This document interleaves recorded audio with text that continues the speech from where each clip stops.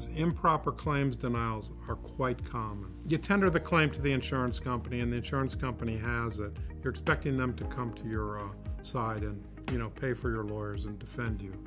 You may be burning $200,000 a month, you may be burning $500,000 or $1 million a month in some of these claims, but you're spending a lot of money and you certainly need that money to be reimbursed. You've tendered it and the insurance company comes back and has a lot of ways, basically they have a lot of ways that they've come up with that they can deny a claim.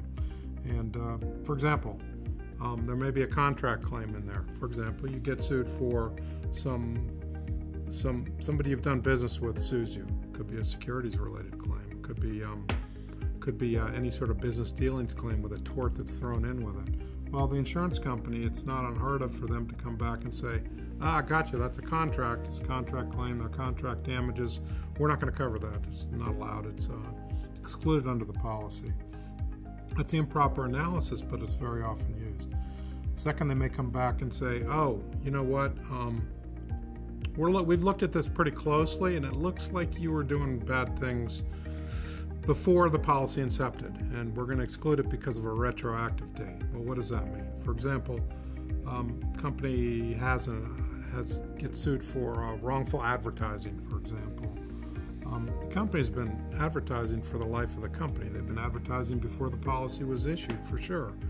But then the insurance company comes in and says, look, you got sued for wrongful advertising. They reference all these bad things in advertising that happened during the policy period. We get that, but you know what? You've been advertising for years, so we're going to cut the claim. We're not going to pay it. It's another example.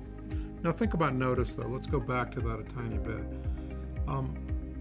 So you're looking at your documents. You say, okay, I've got a subpoena here, or I've got a letter here, or I've got a lawsuit here, and you're looking at it and trying to say, well, what should I do with it? Should I give it to the insurance company or not?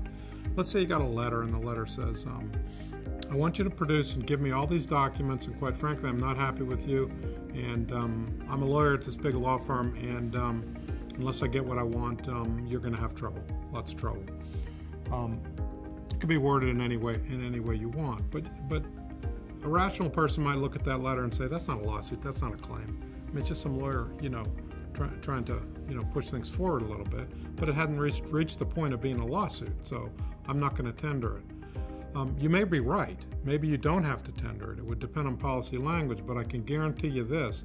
If you don't tender it, the insurance company is going to come back and say, wait a minute, would have paid this if you would have tendered it back then when you first got it, but you know what, you didn't. So we're kind of out of luck here. We wish you would have done it, but we would have paid it. Would have paid all of it, but we're not going to pay it now. So it's sort of a catch-22. If you do it, they say it's not covered because it's not a claim yet. If you don't do it, then they come back after the fact and say, well, hey, you should have done it sooner. If you would have done it sooner, we would have been, we would have been friends, working together on this. But so sorry, we can't do that now because you made a mistake.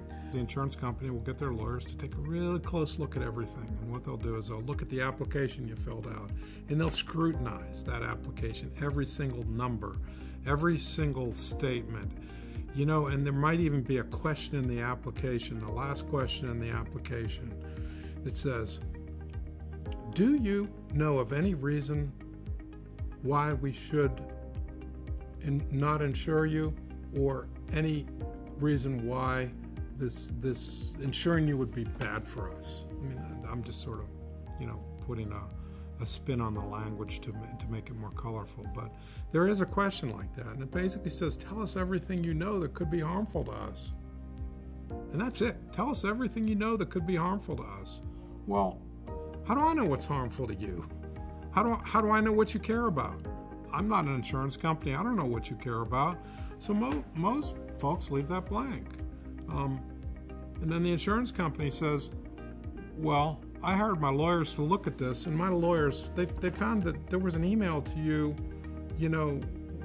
before you signed that application, and that email said that, I'm not happy with the way you're doing business. And you know what? We cared.